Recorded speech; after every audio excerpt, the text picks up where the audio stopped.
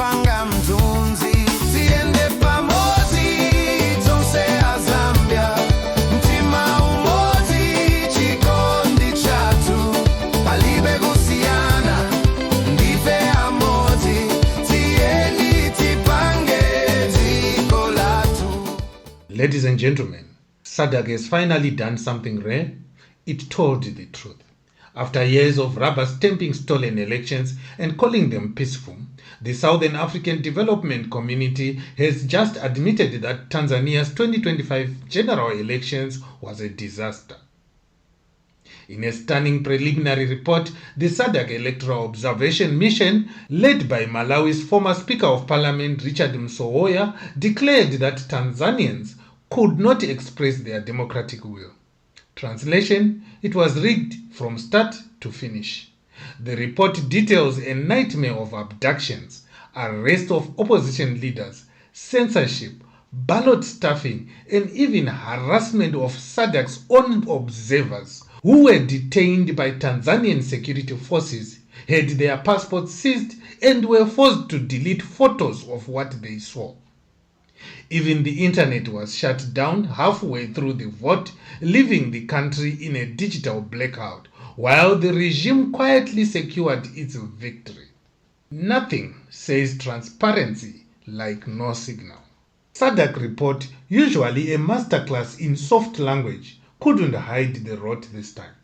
It said plainly that the election fell short of regional democratic principles. Yeah, we had this in Zimbabwe as well. That's diplomatic code for it was a circus. The so-called calmness was nothing but fear dressed up as order. Opposition leader Tundu Lissu was thrown in jail on treason charges. Candidates like Luhanga Mpina were disqualified, and entire regions were flooded with armed police who seemed more numerous than voters. Sadc noted that ballot boxes were loosely sealed and stuffed with neatly stacked ballots, and yet officials called it peaceful. Peaceful, perhaps for those holding the guns. But here's where it gets darker. This isn't the first time Sadc has had to say an election failed the test.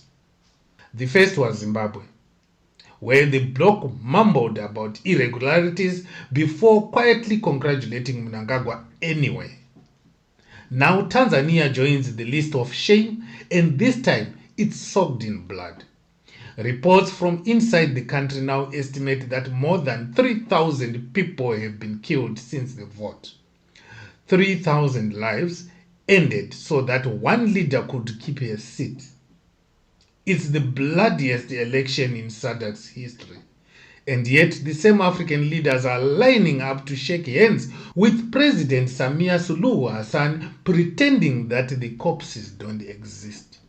The tragedy in Tanzania is not an isolated event. It's part of a pattern. From the violence in Mozambique, to skirmishes in Namibia, to protests in Madagascar, and now to this massacre in Dodoma.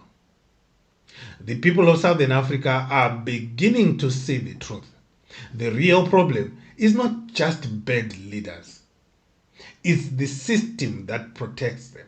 Sadc was supposed to be the watchdog of democracy. Instead, it has become the fence around the kennel, guarding the very vowels it was meant to stop. The same body that certified Zimbabwe's sham election is now pretending to be shocked that Tanzania followed the same script. The hypocrisy has reached its breaking point. Sadc leaders have seen that they can rig elections, they can kill their own people, and nothing will happen to them.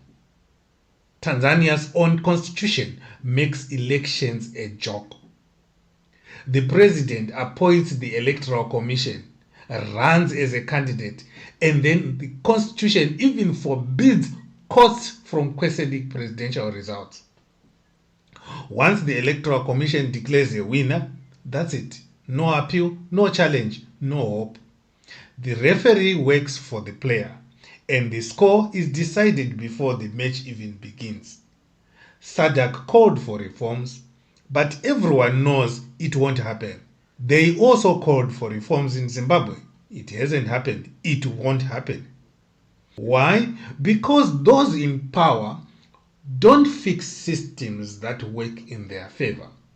Meanwhile, Sadc's observers were left hiding their notes, delaying their statement for fear of being attacked, and urging citizens to remain calm while thousands were dying. That's not an election observation. That's a hostage negotiation.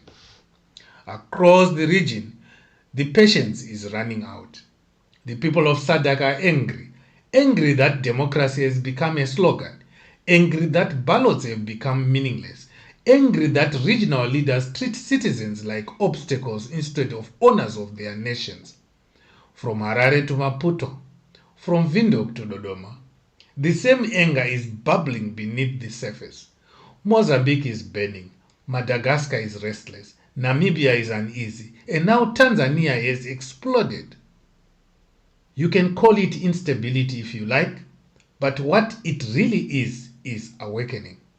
The people are waking up to the lie of stability built on silence, and they are realizing that peace without justice is another form of oppression. And yet, in the end, nothing changed. Tanzania still ended up with the president they didn't want, imposed on them through force, fear, and fraud. Another victory for power, another defeat for the people. But this time, it feels different. This is not just another rigged election. It's a time bomb. You can sense it across the region. People have stopped believing in ballot boxes that only count for the powerful. They have stopped trusting regional blocs that speak of democracy while dining with dictators. They have stopped waiting for change to come from the top. And when people reach that point, history changes. Tanzania is sitting on a powder keg of public rage, and Sadc may have just lit the fuse. Because the truth is, this isn't just about one stolen election. It's about a continent on the edge of awakening. And when that awakening comes, no internet shutdown, no police convoy, and no congratulatory messages from a friendly neighbor will be enough to stop it. Africa's people are watching, and they are tired. This time, the silence is breaking, and the sound it makes might just shake the continent. Ladies and gentlemen, you are watching the Zambian Files, where we say what others whisper. If you believe that Africa deserves better than recycled tyranny, hit subscribe, share this video, and let's light the fire of awareness. Because Africa's awakening is no longer a dream. It's a storm waiting to begin.